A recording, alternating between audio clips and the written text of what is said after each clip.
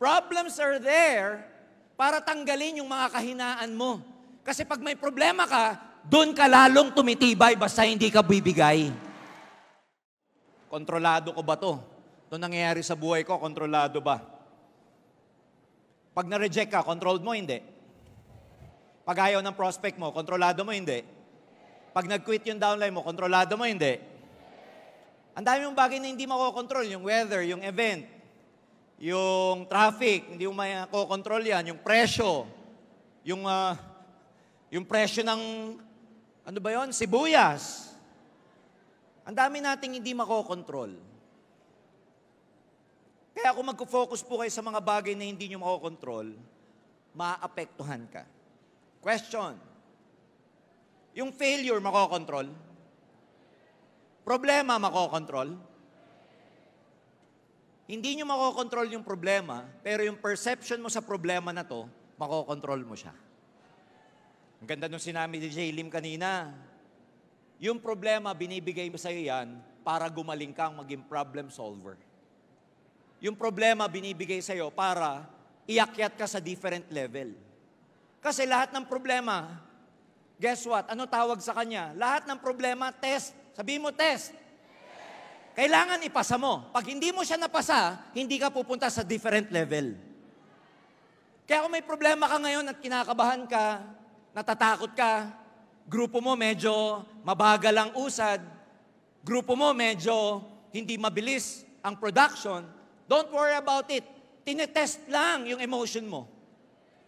Failures are there to remove your weaknesses. Problems are there para tanggalin yung mga kahinaan mo. Kasi pag may problema ka, doon ka lalong tumitibay basta hindi ka bibigay. Kaya huwag kayong matatakot. Do not judge your result simply because you're afraid and you're not getting your result yet. It doesn't work that way. Ang isipin mo, kahit na mabagal, maliit yung resulta mo, tumitibay ka, gumagaling ka, nagmamature ka, nakokontrol mo yung emosyon mo, nagiging leader ka. Importante yung kahit wala kang kinikita pero pagaling ka ng pagaling. Ang hindi ko matatanggap, hindi ka na nga kumikita, hindi ka pa gumagaling.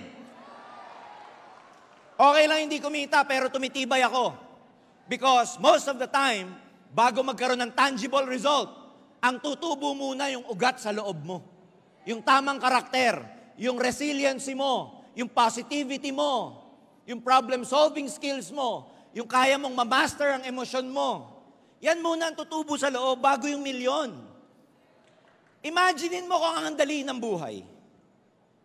Imaginein nyo kung ang daling mag-recruit. Lahat ng kakausapin mo magsa-sign up.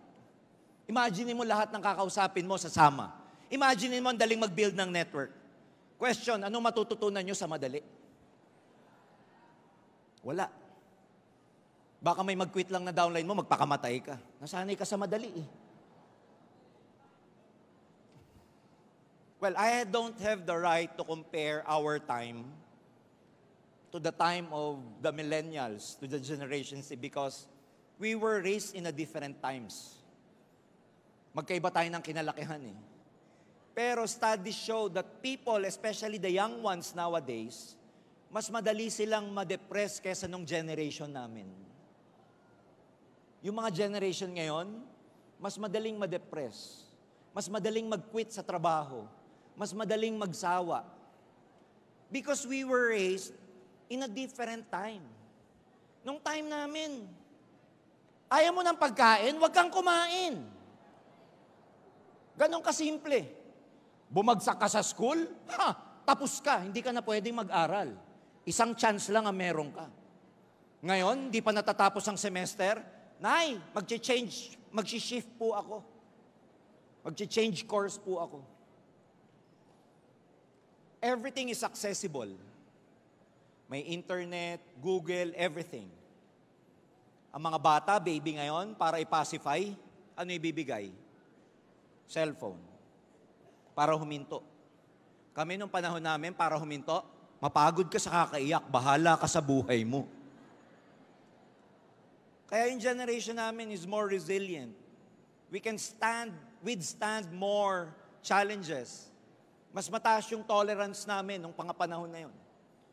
Kasi, mas mahirap lumaki nung mga panahon na yun.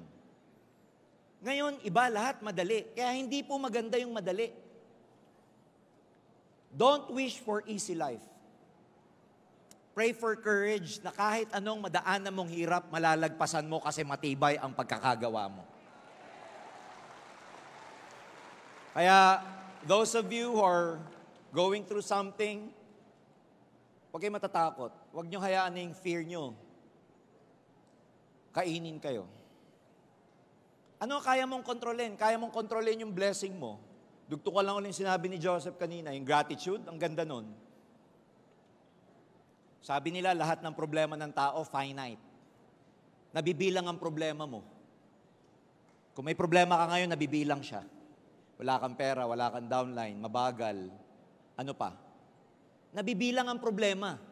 Nauubos. Pero bilangin mo yung blessing mo, infinite siya. Infinite yung blessing mo. In fact, ilan ang meron ka ngayon? Ilang favors ang meron ka ngayon? How many favors did God give you that you did not even ask for it? Pero meron ka. Bilangin mo yung dami mong blessing. You have functioning eyes, your kidneys are working, your liver is working, you have digestive system, you have roof over your head, your family, you're healthy. Pag binilang mo yung blessings mo, hindi siya mauubos. Pero ang problema, nauubos siya pag binilang mo.